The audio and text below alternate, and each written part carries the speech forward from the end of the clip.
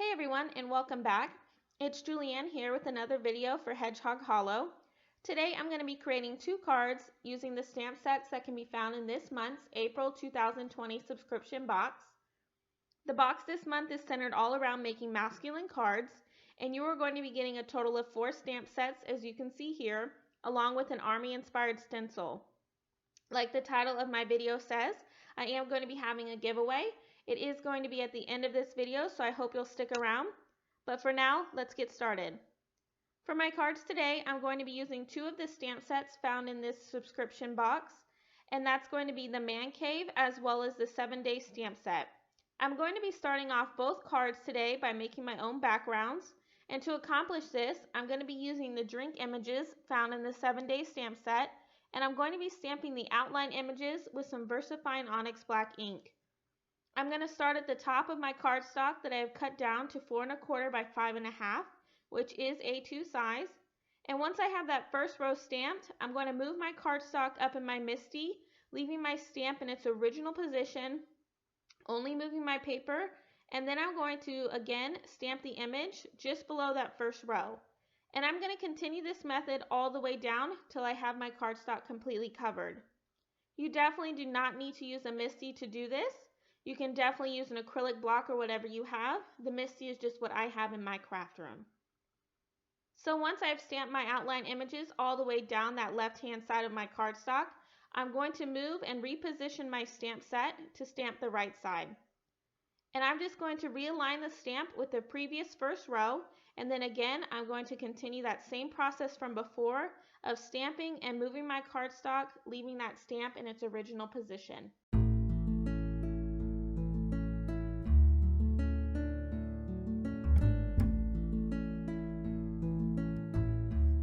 So I'm just going to continue to stamp my image till I have my background completely covered, and then I'm going to move on to my second card.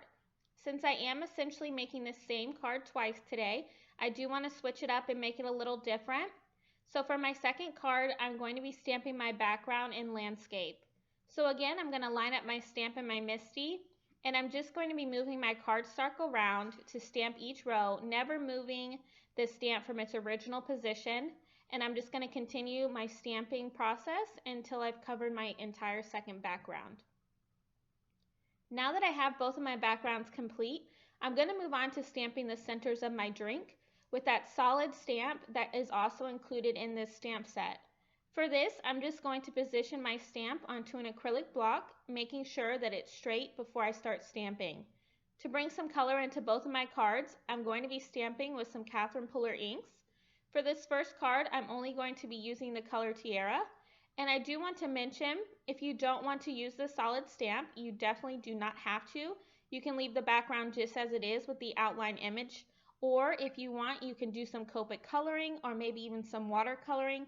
I think either option would be really pretty.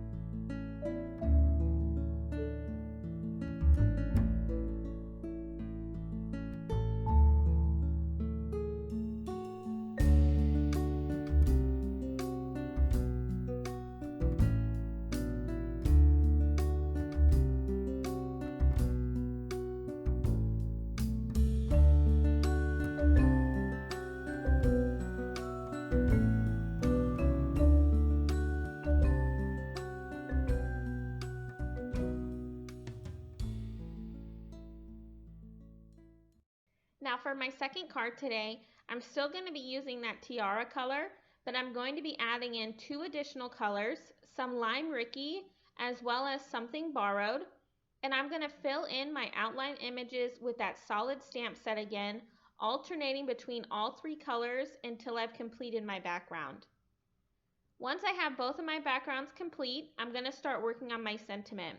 For my sentiment today, I'm going to be using the Man Cave stamp set that is included in the April 2020 kit, and I'm going to be white heat embossing my sentiment onto some black cardstock. I'm going to first add some anti-static powder to my black cardstock before stamping my sentiment with some Versamark ink. Adding this anti-static powder is going to ensure that my embossing powder only sticks to where I've stamped. Now, even though I've added that powder, you might still have some stray embossing powder, but when that happens to me, I just like to give my cardstock a light tap. And if that still doesn't work, I just take a dry paintbrush to brush away the powder.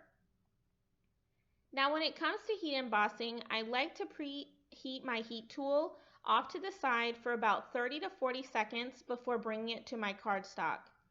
And I like to make sure that when I am heat embossing, that I'm constantly moving my heat tool around on my cardstock, so that way I don't end up burning my sentiment or my paper.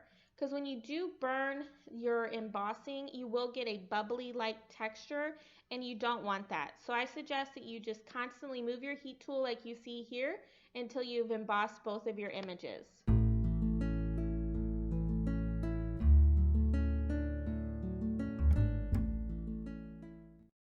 Now I did end up trimming down both my backgrounds to just smaller than A2 size because I wanted to adhere them onto some black cardstock, which is going to give me a really nice border around each of my backgrounds. For my first card, I'm just going to be adding my sentiment, adhering it directly to my background using some foam adhesive. And to continue to make both of these cards different, I'm going to be adding some strips of colored cardstock to match both that Lime Ricky as well as that Something Borrowed ink colors to my second card. And I'm just going to be adhering both of those strips directly to my background using some liquid adhesive before trimming off any excess I may have with my scissors. And just like the first card, I'm going to be adhering my sentiment to my background with some foam adhesive before adhering both backgrounds to my card bases. And that's going to complete both of my cards for today. I want to thank you all for stopping by and spending some time with me today. I am having a giveaway to say thank you for supporting my channel, where I am going to be giving away some goodies from last month's subscription box, which I am showing you here. And the giveaway is going to include the ruler stencil as well as 2 stamp sets. To enter into the giveaway, please subscribe to my channel for more card making videos, as well as leave me a comment down below in the comment section telling me that you subscribed, as well as which card from today's video you liked the best. I will be announcing the winner on April 16th right here on my channel, so please make sure to leave your comment with your name by Tuesday, April 14th at 11:59 p.m. And as always, have a wonderful day and happy crafting!